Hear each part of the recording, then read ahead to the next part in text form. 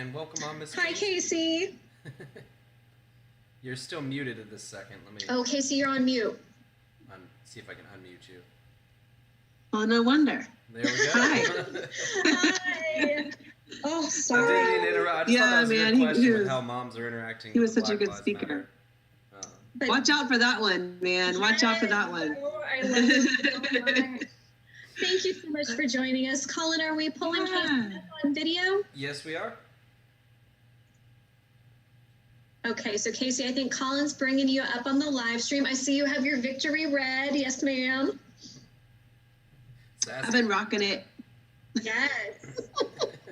So we've mentioned a couple times that you were going to join us because we've been talking about the Let Her Speak movement and educating people about what it means and what's been happening. So I think this is great timing that we've been throwing out some teasers here. So now to have Kasie Dailey, the founder of the movement, I think is bringing it all together. So Colin, I'm happy to turn it over to you to, share as a male ally your support for the movement and help Kasie to tell her story.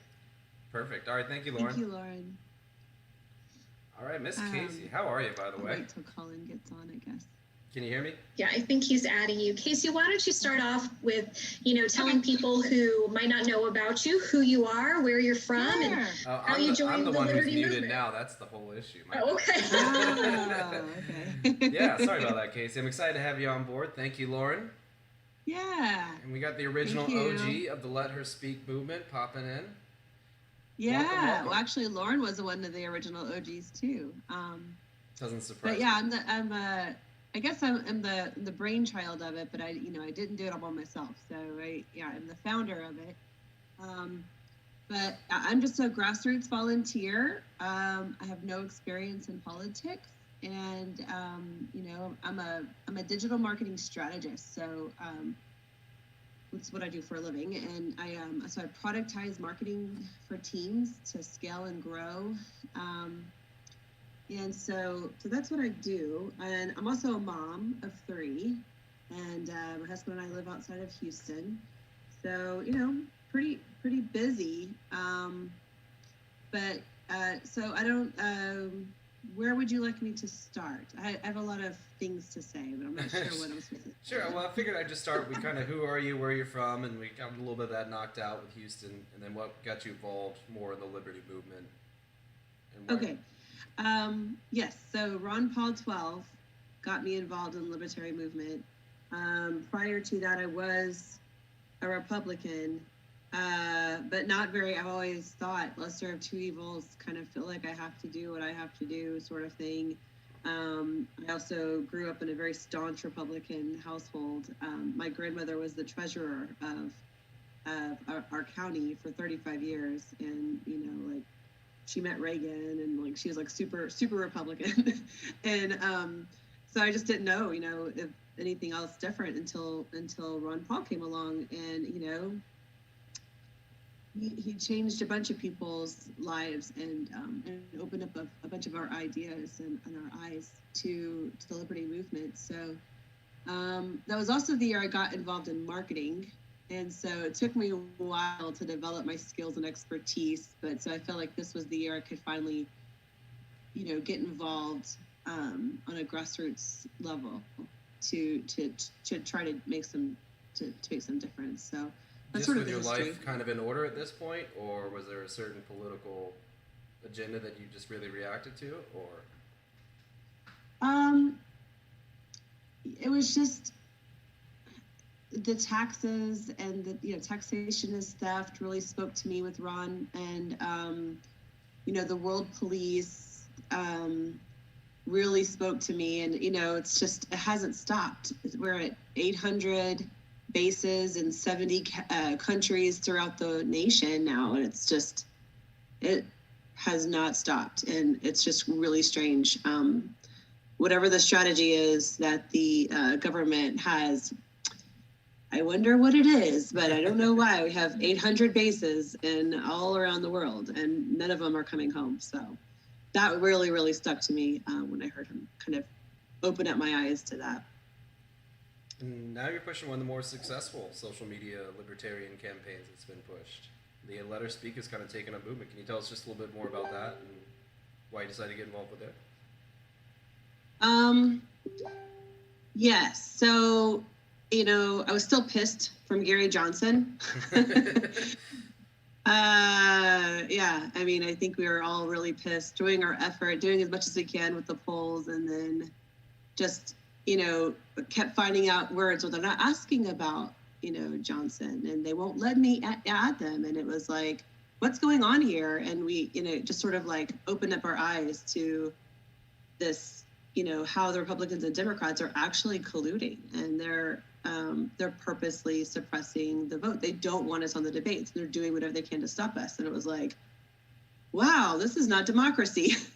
And so I was still mad. And whenever Joe Jorgensen got nominated, I was just totally fired up. I mean, it's like, this is a woman that I can, lay my sword down and, just go for it, for this lady. And so, yeah, I mean, watching her during the primaries and watching her hold her own with all those men and, going toe to toe with all of them. And there, some strong, smart libertarians on there. And she just kept, coming up and fighting back with the real grace about her that I was like, I'm following this lady anywhere. So that's what got me fired. I think a lot of us were all like, what are we going to do? What are we going to do? And I was thinking, I just knew non-voters didn't vote. We have to get to the non-voters. So I started searching about the non-voters. Well, non-voters don't go online. They hate the political atmosphere online during politics. I mean, a lot of them don't even go online at all during election season. And so you can't really target them with digital marketing efforts because it's not like they're going to self-identify anyway. And then the other thing is that they just didn't really a big thing of it was they didn't like the two choices. They refused to vote for lesser of two evils was a big thing coming up in the research, which I was like, those are our people. Yeah. You're principled. That's good. And they can't stand the backbiting and the lies and the ugliness in politics. And it's like, we're a really fun party. We just have to show people that we're fun. So I was like, we have to get in the communities. It has to be local, but it has to be national. What can we do? And then COVID was spiking up, and it was not like we could do marches and really be effective, 6 feet apart with masks. And I don't know, Right, it just didn't really seem to make sense. So we said, it's like, okay, let's try a convoy. It seems fun, and we can decorate our cars, and we can, go live and get crazy, and so that's where it all came from.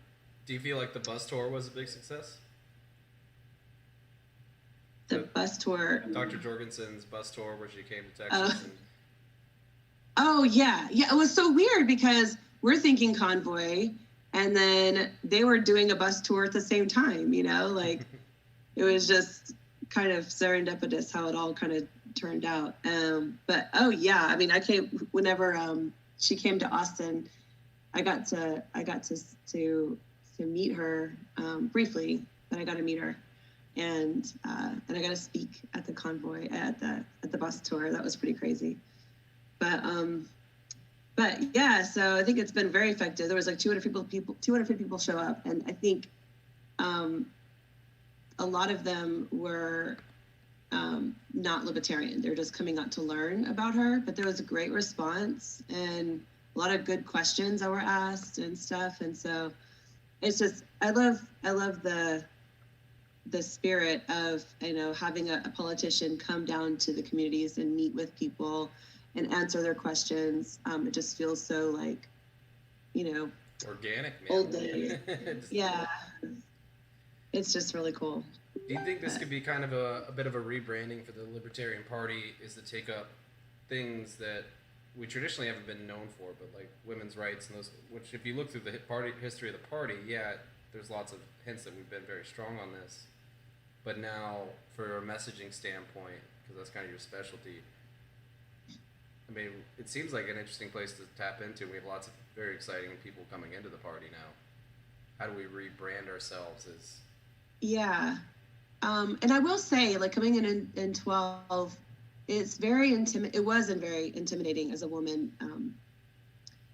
Like in the libertarian groups, it was mostly men, and they were, they're very vocal and passionate about things. And, so it's hard to speak a different, or, especially when you're learning, you don't know a lot about this stuff. So it's hard to, say something that you think, but then, you get pounced on by all these men. Right. It's like, okay. So I could see why a lot of women haven't, spoken up, because they haven't found their voice in this party yet. But I think this is the year where we find our voice, and it's thanks to Jo Jorgensen. And I think also that men in the party are just being, in general, like I've just noticed a tone has changed. Like they're shifting towards more conscientious responses to all people, and they're being like even the trolls that come out, they're trying to be more educating and calm, and like, okay, this guy's a troll, let's not feed the trolls or whatever. And because there are some people that come in and try to backstab us, I guess you could say. But it is what it is. But you can always see who the real libertarians are, who the real patriots are, and who really cares about freedom and is willing to, have the voice that you aren't sure if it's going to win. You don't know if we're going to win or not. Like, highly unlikely considering our history, but if there was ever a year that we were going to win, 2020 would be that year. So, it'd be pretty just crazy enough to actually happen. It's the year of the double hurricanes and the COVID, and we've all kind of been expecting a recession, but nobody kicking the door down like this with the COVID-19. Yeah, just everything that's been weird, has happened this year.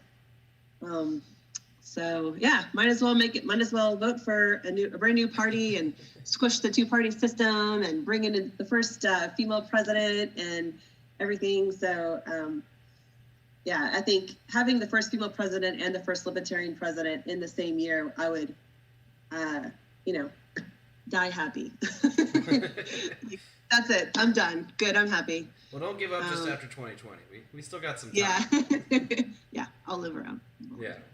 So what do you feel were some of the most appealing parts about the liberty movement for women and kind of the barriers they've helped remove in the past 10, 20 years? It's hard to say, but I think with Jo coming in and talking about education and talking about healthcare, public schools have really failed our kids, and a lot of moms are noticing it, and we want something different. We don't know. They don't know why our public schools have gotten so bad. They just want it to change. And so Jo comes in with, this is why the public schools have gotten bad. Yeah. And, there is a solution, and it requires getting the federal government out of the public school system. And here's, the plan to go out of, here's the next plan. We're not just going to completely, the states will decide and we'll have school choice, and there's other solutions here. It's not just going to be completely cut off for all of the,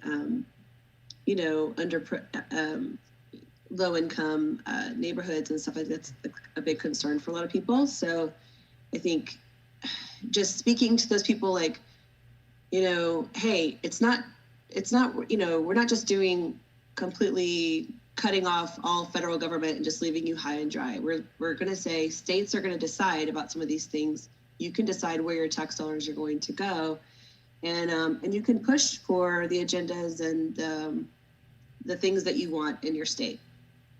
That's how the founding fathers.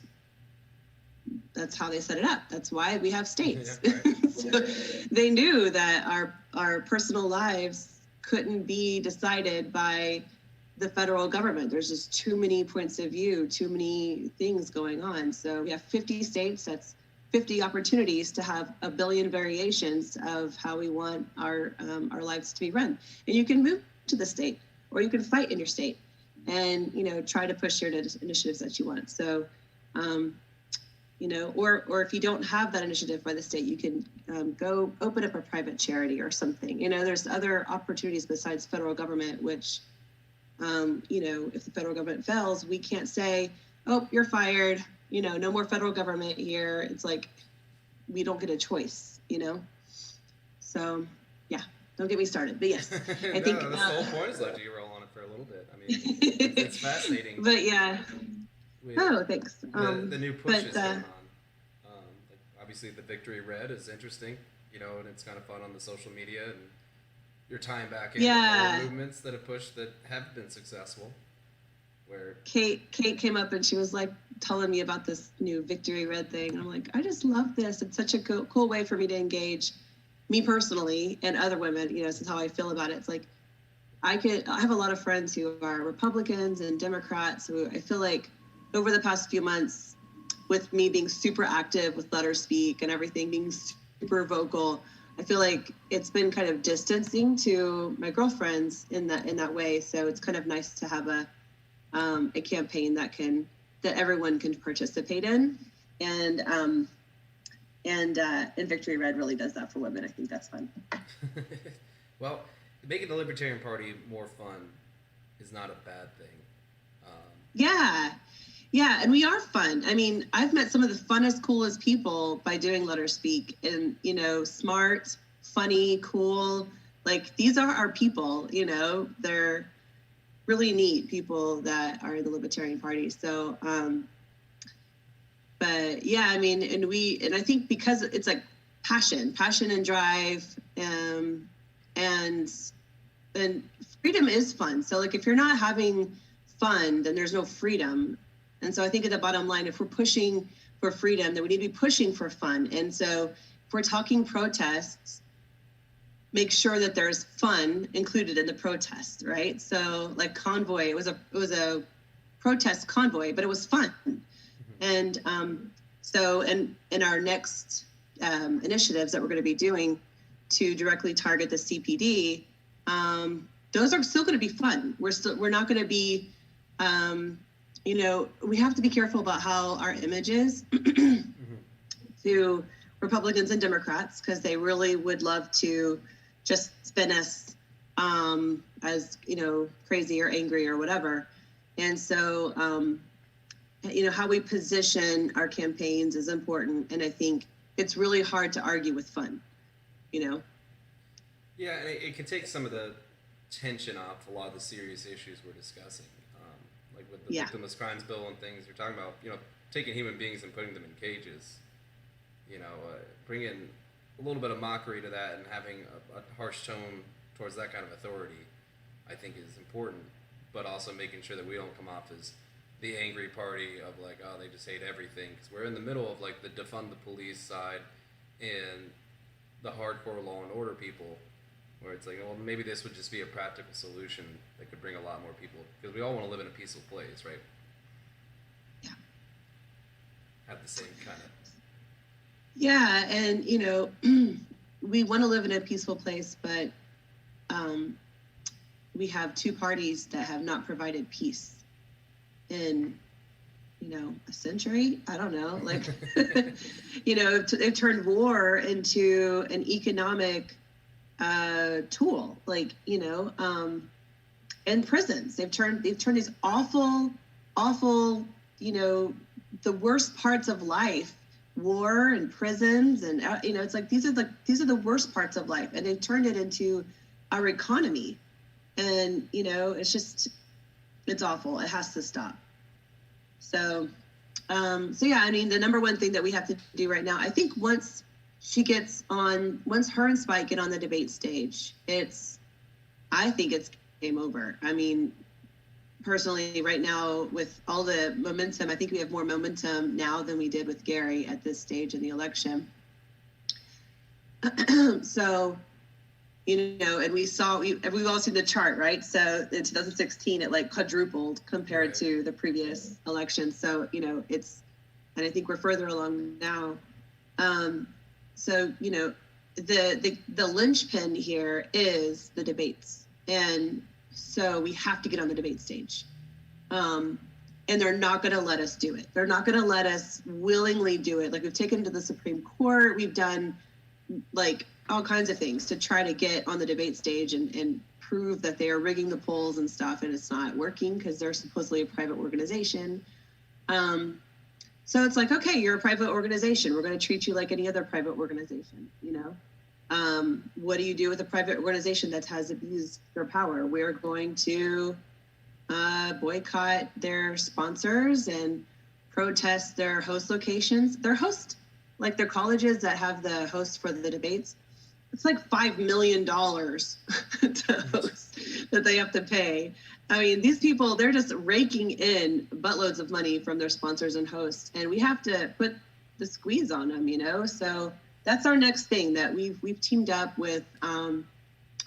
We've teamed up with pretty much all the admins from all the grassroots organizations that we have, like the pollsters and Escort Joe to the debate stage, and the dank memes and the Twitter bandits and the Stop Voter Bullying and the Respectful Q&A and of course Let Her Speak. So all those groups, plus People for Liberty groups, grassroots groups, they're all teaming up to create a monster campaign that's going to have a ton of initiatives. And we're going to be launching it the week after Labor Day. So right now we've finished up all the strategy for the different initiatives, and we're working on building all of the pieces for it, so like the instructions and just like Let Her Speak. So we have like the instructions and the resources and the graphics and all the tools of the toolkit that they will need for each individual initiative. And then so people will be able to choose from a variety of things how to best impact the CPD's monetary goals. Mm-hmm. So we want to take down the CPD and make sure that they feel the pain that they are causing us. And so, it's a private organization. They have monetary goals. And so if they're not gonna play nice, then, it's a monster problem, and we have to treat it with a monster solution. Maybe we do need some. I mean, there's the whole League of Women Voters used to run the presidential debates until Ross Perot changed the rules. And they changed the rules so much so that the League of Women Voters said they wouldn't host this event because they didn't even call it a debate. So maybe losing those edges of fairness. And now, of course, Donald Trump, Joe Biden, it just seems like okay boomer versus okay boomer. This should be the perfect time to let somebody on the debate stage like this.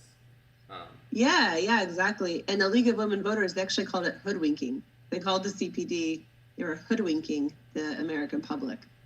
I mean, that's pretty harsh terms from the, League of Women Voters, So I would love to make the suffragettes proud this year by getting Jo Jorgensen. I think the suffragettes would look at Jo Jorgensen and say, that's our girl. Like, she is part of us. She is with our tribe. And, so I would love to have her as a president this year, and it'd just be so symbolic in so many ways for her to make it in this year. Yeah. Plus, it'd be really interesting to see her just destroy those debates between two creepy. Oh my gosh! Yeah. With grace, right. And oh man, she would just sit there and treat Trump like an angry schoolboy and just. Or like a psychiatrist talking to a sociopath. I mean, exactly. Yeah. Oh man. So it's neat that this is probably one of the best things that libertarians could do to get their message is get into the presidential debates. It's something we've known for decades now, and that's why it's been one of probably the highest profile fights in the Libertarian Party from going back to Harry Brown, really. And then seeing Jo Jorgensen be probably our strongest contender we ever had to pull this fight to the 2020 where it needs to really be had. So I really appreciate what you guys are doing with Let Her Speak, and it's a whole banner, and it's kind of cool just to kind of sit back and listen to a lot of strong women that maybe haven't had a voice for a long time, and that's been a mistake, to not let more people like that into the Libertarian Party and let them kind of carry the torch forward. Yeah, and it's not just Libertarian Party. Mm-hmm. I mean, I feel like every kind of group has its own version of, women's suppression, women inequality. You know, I grew up in a Christian church, and I see a lot of that still today. And you know, I love my Christian church, but it's, you know, there is, you know, resistance around women being in leadership in the church, and you know, you have to be a certain way, and you know, don't speak out, and you know, don't rock the boat, and you know, be a good Christian. So, and you know, that kind of conditioning that we grow up with, even boys seeing their moms grow up and see, you know, their moms sit down and be quiet when they should stand up and talk, and you know, or do all the things around the house and all of the work and still have a full-time job, while, you know, like that affects kids on how they, and how, which is affecting the next generation. So I think the biggest thing that women can do to help women, to help inequality, is to be a strong mom, to, you know,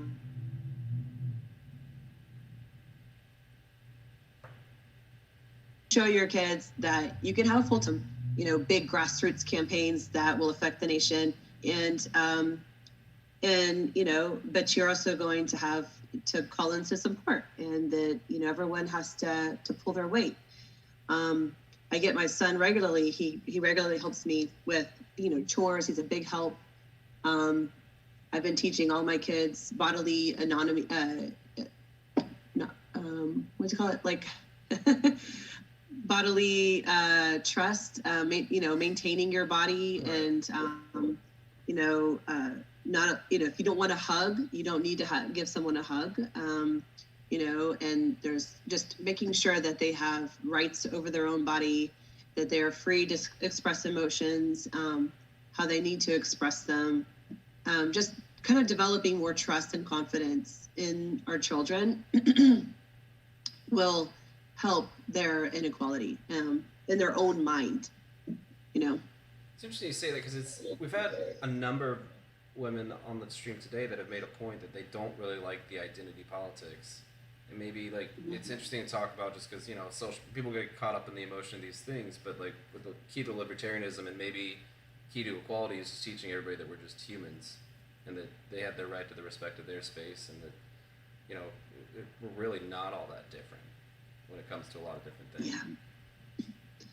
Yeah, and I think living it out in your home, and whenever it's like, it's harder when you're young to be able to, you know, speak up to that creepy boss, or or, you know, speak up to somebody who's harming another person. It's hard to have that voice, I think.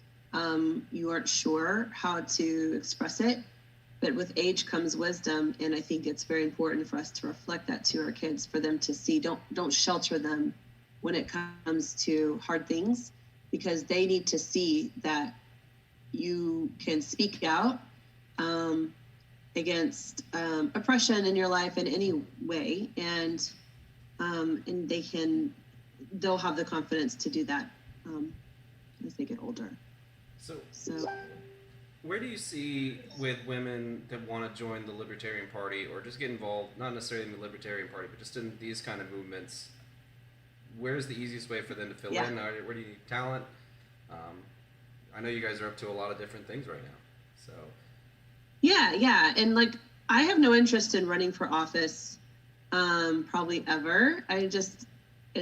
I can't imagine looking at a bill and trying to interpret it and trying to figure out what's best. It's not my bag, you know. So, I do love marketing, and that's my gift. My kind of like superpower is strategy, sort of, and that's where I feel like I have been able to participate. And everyone has their own sort of superpower, and they can participate in any way, especially with the Libertarian Party, because we're so small, not really small, but we're so, I think, open to people's different ideas and opinions. And I think as long as you have, like, don't just come up with an idea, come up with an idea and a plan, and then be willing to lead and then go through, and don't just expect someone else to take that. I think that was a big kind of eye-opener for me. I was like, oh, I have these ideas for what I want to do, but like tossing them to the campaign or tossing them here, and who wants to take my idea? Who wants to help me with this? And like,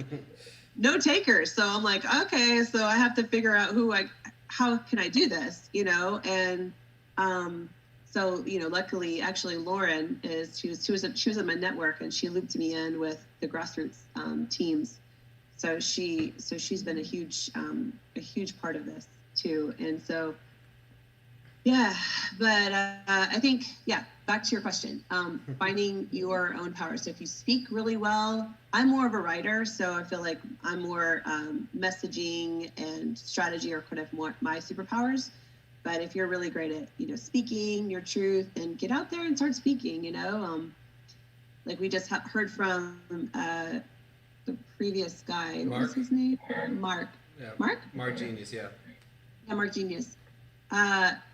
Pretty amazing speaker, you know, and you know, he's just getting started. So I think, you know, finding your ways to speak, or if you're a graphic designer, there's all kinds of opportunities.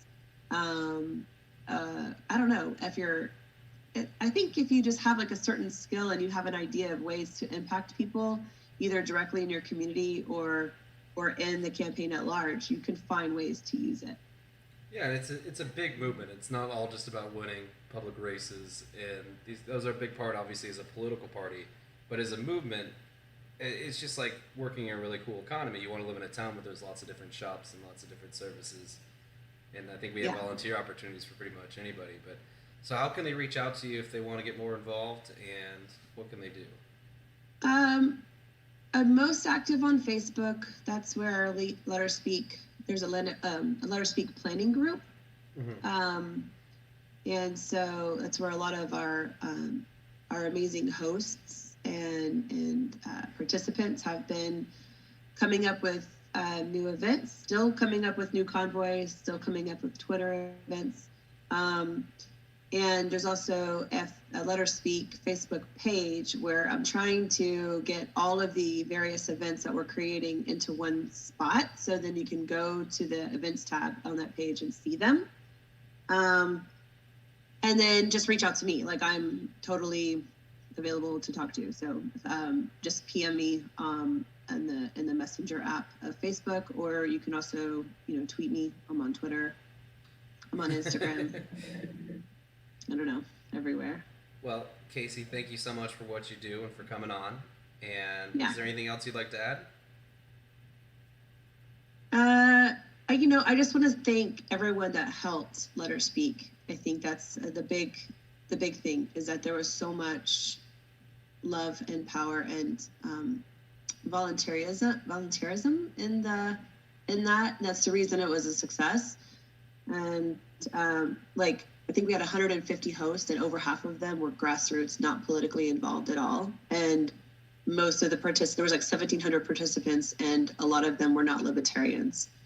Mm-hmm.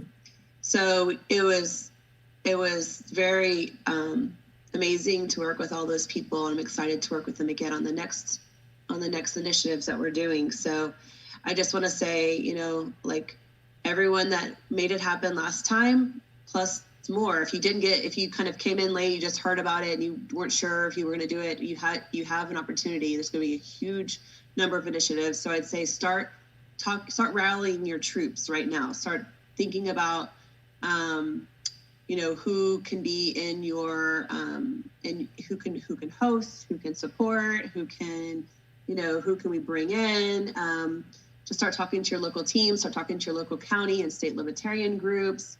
And so be ready to take action whenever the Debate Mayhem campaign drops after Labor Day. Heck yeah. All right. Well, thank you so much. I think we're ready to move on to it's Miss Angela. All right. Thank you. It's Ashley. I'm sorry. Oh, she's on the phone right now. Thank you, Kasie. Okay. All bye. Right. Let's